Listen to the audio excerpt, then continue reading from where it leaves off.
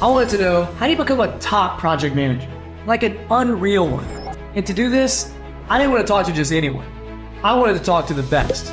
So I went and I got 2 of the top project managers in the game. And they told me 5 things that make all the difference in being a top project manager. Plus, the biggest mistakes they've seen and made themselves. They share real stories. The very first lesson I learned from them is not what you think. And apparently, it's more important than knowing Agile and Scrum framework to being a great project manager. And that is to communicate proactively and effectively, while also keeping your word. Proactive communication all of the time, but like crystal clear communication. Like take out all the soft words, like, hey, we might hit the budget, like it might be done on time, I should be able to pull that off. Like, especially when you're project leadership, keep your eye out for yourself and for your team using softening words. Communication with candor, right? And like you said, it's direct communication. It's not rude or arrogant or my way or the highway, but it's just full transparency. There's systems, there's frameworks that you just execute. But a lot of the things that I have learned and how important they are have just been through project experience. Like one of them is just standing by your word as a project manager. And, as that team, like if you say you're going to do it, it better be done. And if it's not going to be done, that's cool. But, communicate that ahead of time, not after the time. Right. So like these little lessons learned, I think end up being, the most critical things to being successful, even more than, understanding how like Scrum operates or how to run like an agile meeting. Make sure you're setting boundaries at the beginning of the project, whether those be like communication boundaries or even technical boundaries. You might also think of it like just set expectations. Having super clear expectations around, what the build is, what the project is, what the scope is, what the outcome that they want to achieve is super important. I love what Perry said about setting clear boundaries, but also being clear on the scope. You really need to understand how far you can go and what needs to be done to be effective in a project. Speaking of communication, I wanted to know about the real communication, not just the easy stuff. What do you do when someone is not getting their work done or something is just not working out? Tell me about the hard things. How do you address those conversations? Man, it really depends on, what their role is and whatnot. But the first thing I always do is internal self-reflection. I love the concept of, extreme ownership and from Jocko Willink, and really taking a situation and seeing how did I influence it, right? Is that person failing because I didn't set expectations correctly with them? Maybe I didn't train them correctly. Maybe I didn't monitor them enough. So I'd really like to reflect first on what could I have done better? What needs to shift? And sometimes they're just not the right person, right? It's not that they're bad, but maybe they're just not the right person for the role. And I've had a lot of projects where I've brought someone in, thinking that they're going to be, great in the role, but they're just not the fit for that role. They're not a bad person, right? I just put them in a spot where their skill set doesn't excel. Understanding the constraints of the problem. So why is it failing, and making sure that they understand why it's failing, I think is also key, right? If they're like hammering the wrong aspect of it. So making sure that kind of they understand what the constraints are and where the effort needs directed to. And then kind of seeing like what resources are needed for it. Like maybe it is too much project for that person, and maybe it was like misassigned in terms of allocation, or they're overwhelmed, right? So if it's a priority for like the bigger program, then maybe it's like a bandwidth kind of readjustment, right? So, taking stuff off their plate to let them focus on it, or if they're not the right person for it, taking them off of it and giving it to someone else, and maybe like trading projects. I've seen that happen successfully a few times. Now we're getting to the juicy stuff, but I love both answers. Perry's obviously a great guy and really wants to take the time to see what he could have done better first. That's an awesome project manager. And Jerry really wants to get down to the roots of the problem. What are the constraints? What's holding this back? Now, we're off to a good start, but I want to dig deeper. I really want to know the difference between a good project manager and a great project manager. So I asked, what is the difference? What's that big thing? And Jerry gave me an unreal answer that blew my mind. He said that he learned this from Elon Musk and the entire culture they built. And that is understanding and challenging assumptions. Yeah, I think a lot of the things is challenge your assumptions is important. So things that you thought were true might not be true. Like a requirement that someone passed on to you, right? That you're like, oh, what has to be this way? Are you sure it has to be that way? Like, have you asked anyone if it has to be that way? Maybe it was someone from 5 years ago that they put that in there, and now you don't, it's not relevant anymore. But you're like now constrained by this really hard requirement that doesn't even mean anything. So make sure you understand your assumptions going into it, and like keep pushing back on challenging things that you thought were like fundamental truths that are not there. Same with like if a vendor tells you like this is the date or this is the thing, you can always say like why, or like you can always push back on it. So things that growing up, right, like you're in school and everything that you are told there is concrete, right? The problem that you're solving, it says these are the facts of it, right? In reality, that's not as true, right? Those are made by somebody, and those can be fallible. So mainly pushing back on your requirements and kind of constraints, and you'll find a lot of times that it softens up, and maybe that's like what you solve it, is that like the problem that you were trying to solve isn't a problem anymore. And people were like, well, that's crazy. Why you have to land in like a lake? And then the question came back like, okay, so why can't we land in a lake? Like, prove to me that we cannot land in a lake. And it was like, it's a good point. Let's go look at all the lakes and see why.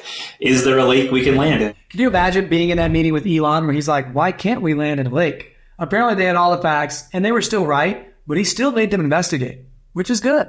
Jerry, I'd love to dive deeper. You said Elon really taught this to SpaceX and it was the culture. Explain a little more of that. Yeah, overall, he shaped a lot of the way, like, kind of the company is thinking, like him and this, like, core group of, like, Gwen Shotwell, Martin Kosa, all those guys. Early on, like, that group was just, like, this mindset, and it kind of grew this, like, boot camp of people. So it's kind of this, like, way to get things done that I think has really shaped how I go about things. So, yeah, he's definitely very intense.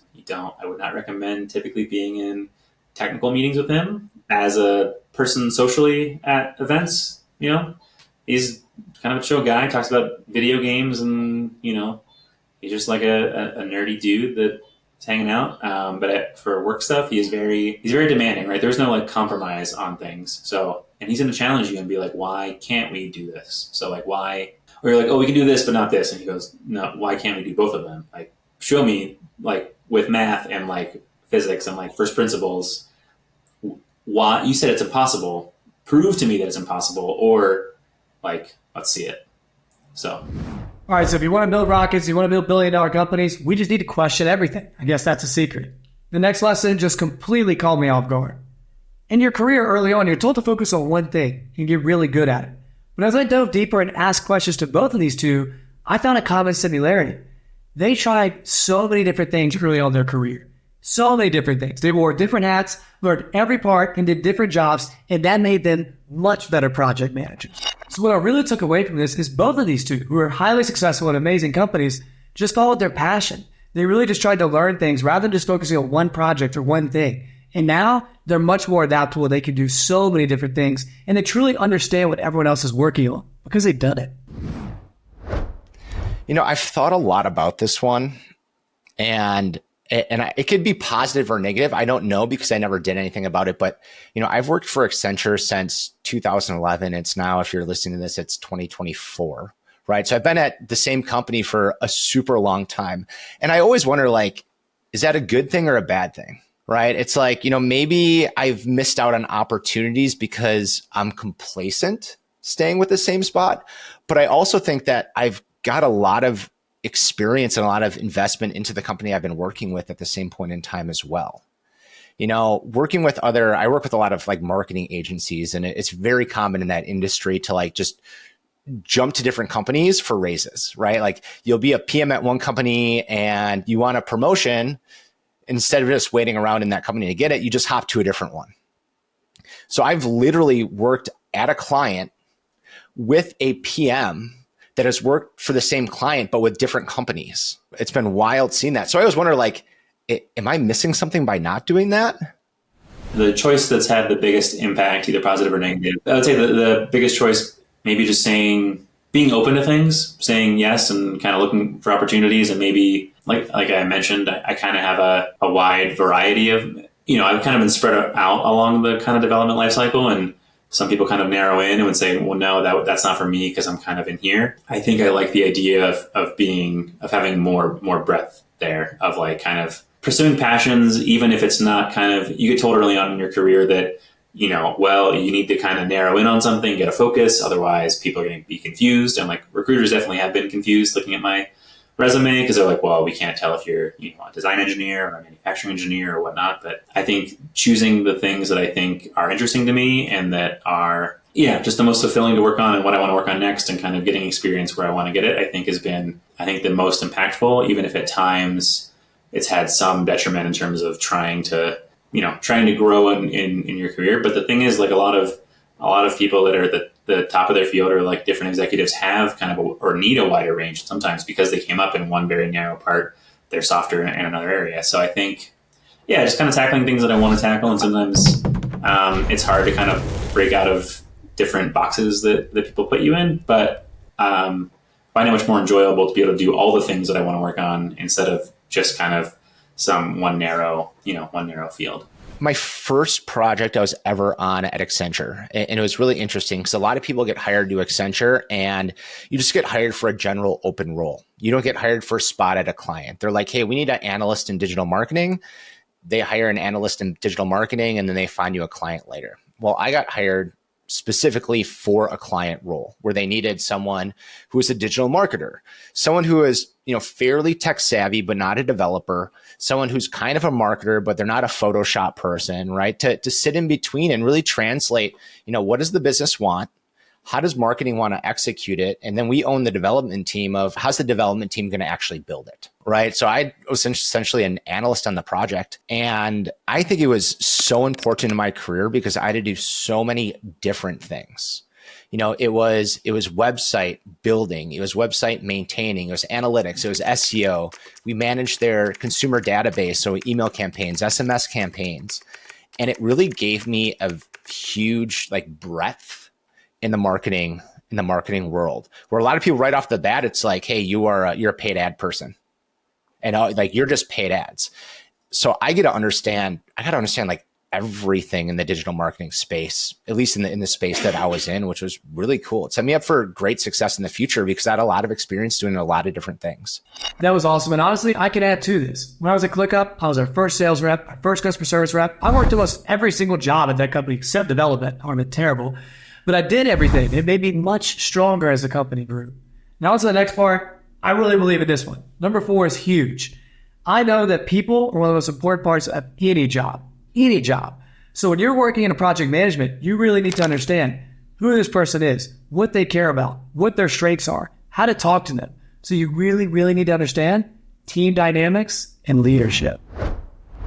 I've worked with a lot of different project managers over time. And, I think every single one is super strong in some areas, but not as strong in the others, right? You're going to have some that are super organized, but they're not very good at putting the pen to the paper, right? They can run a very dynamic meeting, but when it's like, hey, we need you to create the schedule now, the schedule doesn't get created. Or they're awesome at follow-up, but, they're lacking in some areas. So I think it's really challenging to be awesome in all the different areas that a project manager needs to be very successful in. I do think one of the biggest things that is very challenging as a project manager that needs to be developed is a way to hold people accountable, right? And that's kind of the project manager's job, right? Is, hey, gather the information from all the teams, how long it's going to take to do something, put that into a timeline. But if that timeline is not met, it's also your responsibility to find a way to hold people accountable for that. It's a concept of herding cats, right? They're all doing totally different things. They all operate totally differently. You have to know each individual on your team. And a lot of times, if you get to work with a team over time on several different projects, that's awesome because you really get to know your team. But myself working for a consulting firm, I'm jumping from not just team to team internally, but also from client team to client team. So there's a lot of adaptation that needs to happen and a lot of just upfront, ways of working and understanding each other to make things successful. When you're trying to communicate a bigger goal, it's, that's nuanced and maybe it's really storytelling. It's taking that story and communicating it in a good way. So a lot of communication and being able to communicate with different types of people. The executive does not care about the same things that, the engineer might care about, that the technician cares about. That's kind of how I got, I think, started into some of this. As I was doing like manufacturing engineering, you talk to designers, like design engineers, and then you would talk to technicians on the floor, and they care about way different things, and they are like different types of people. And so having to be able to like talk the language of one and then go talk the language of the other is like super important to be able to figure out kind of what is the person I'm talking to, like what is their mode of communication, how do they best communicate, what is important to them, like what do they understand, like what is their kind of core competency that I'm not going to say some words and they're going to go over their head, or like how do I get across to them the information that I need to get across to like kind of make everything work together.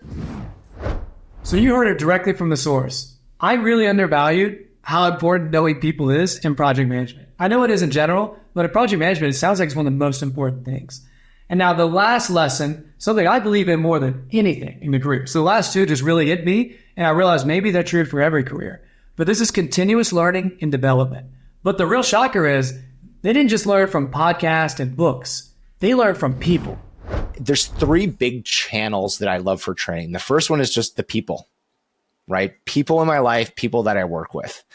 They have the most knowledge and experience to share, and it's real. Like you can bounce questions off of them. I can't bounce questions off of a book. You know, I can ask Audible all day. It's not going to give me the answer. Now, maybe if I plug in a ChatGPT, it will answer. If I'd be like, hey, answer like you're Patrick Lancioli from 5 Dysfunctions of a Team, how would you handle this situation? You'll probably give me something good. But you know, that wasn't really a thing. I had worked on propulsion teams before, but it's a bigger thing to like lead the whole thing. So thankfully I have a really good kind of peer network, and I asked for just recommendations on books and things. What should I like? What is like the core knowledge base to know? And I went and bought all those books and went through those. And then as I had questions, thankfully I could like go kind of ping that network of peers and trusted sources to kind of be like, am I thinking this through right? Is this correct? Or like, am I missing something? Or like, what did we do on this project? Like, how would you do it? So I think that's been kind of a big way to kind of learn new information. And then the other part is that I think a lot of the stuff that I'm working on that I think gets overlooked in general is just dealing with people. So it's a lot of like people skills and a lot of those like culture books. So like Netflix's No Rules Rules, or there's some other just really good like culture kind of how people work, like behavioral psychology type books of just how do people react to certain things, or how do you kind of get people working in the right direction. You know, what's funny is at ClickUp, we make a lot of content making fun of project managers because people don't know what they do. But Perry described what project managers are perfectly. I love this analogy. It's like I'm a gardener, right? Like I planted the seed, I grew the plant, I gave the plant to you. Then I'm like, please don't kill it, right? But I have to give you all the instructions that go with it. And if you're like, hey, the leaves are getting a little wilty, feel free to reach out to me and I'll help you know how to fix it. Yeah, 100%. I mean, I am not a gardener, but from an analogy standpoint, it works. Hey, life's a garden. Better dig it. And it sounds like project managers, they really do. They are gardeners. They're just passing things along, cultivating the plant, and then giving it to you to continue to grow up. All right, there's enough positive stuff here. I love hearing all the positives, but we know good and well that we learn from the negative stuff. So you guys have had amazing careers, but you've had to make some mistakes. Tell us about your fuck-ups. The classic overpromise and underdeliver. And that's really hard, right? Like we see these real big, cool projects. And we're like, yeah, we can do that. We can do that. But maybe you didn't bring in the right people to actually say, can we actually do that? So man, luckily I've never been on a project that has actually underdelivered, but it's because everyone stepped up so hard and was able to deliver. And it was actually, it ended up being really cool. It was terrible in the moment, right? Because if we just kept working our regular 8-hour days and going at the pace that we had, it would have been under delivery. I think a lot of it, just in general, it's kind of like this isn't any one person, but just kind of a type of like, summing it up of like a bunch of that I've seen over the years of just like a mindset of like not caring about the why, like not caring about the technical part and just wanting, just like taking feedback in, right? They just want what the new date is. So you say, oh, you try to explain, okay, this date actually changed and it kind of needs to be this, but it might change. And there's some buffer on this. And I have literally heard one of them just be like, I don't care. Just tell me what the new date is. I love it. The good old overpromise and underdeliver. That is every project manager's nightmare. But it shows that Perry said you can learn a lot from it and get out of it. So I love the way he handled it, and I love that he hasn't had it happen again. And for Jerry, well, we can all get a little cocky. I know it's happened to me, especially early on in my career. But it's a good lesson, because from there, you know, okay, even if I do feel confident about something, I still should move cautiously. At this moment, even with no experience, I feel like I know how to come in and be a good project manager. At least I know what to study. And this framework, again, is communicate proactively and effectively. Make sure to keep your word. Understand and challenge assumptions. Make sure you question everything. That's how you get the real results. Adapt and wear multiple hats. Don't be afraid to dive into different things that are not your job. Learn everything because it makes you better at every single person's job you're working with. Focus on team dynamics and leadership. Make sure you truly understand everyone's strengths, their weaknesses, how to talk to them. It makes a real difference when you're working with big teams and small teams. Learn continuously and leverage your network. Never stop learning. They still talk about books and podcasts as well. Make sure you're asking other people. Find groups, find people who are also project managers, because that's how you win and get ahead. I'm going to keep this going. So let me know what job you want to learn about next, and let's find out how to be the best at everything in B2B. That's why I'm the B2B MC. Gotta learn from the best, soak in innovation. Access is in the game, leading the race. Project managers save projects with grace. They teach me skills to keep things on track. Navigating hurdles, no setbacks. Access is in the game, leading the race. Project managers saving projects with grace. They teach me skills to keep things on